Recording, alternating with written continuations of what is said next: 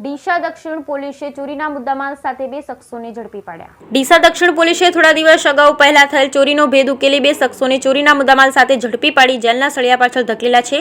ડીસા દક્ષિણ પોલીસ સ્ટેશનના નવનિયુક્ત પીઆઈ કેબી દેસાઈ સહિત પોલીસ સ્ટાફ શહેરમાં અસામાજિક પ્રવૃત્તિઓ કરતા લોકો સામે કડક કાર્યવાહી કરવામાં આવી રહી છે।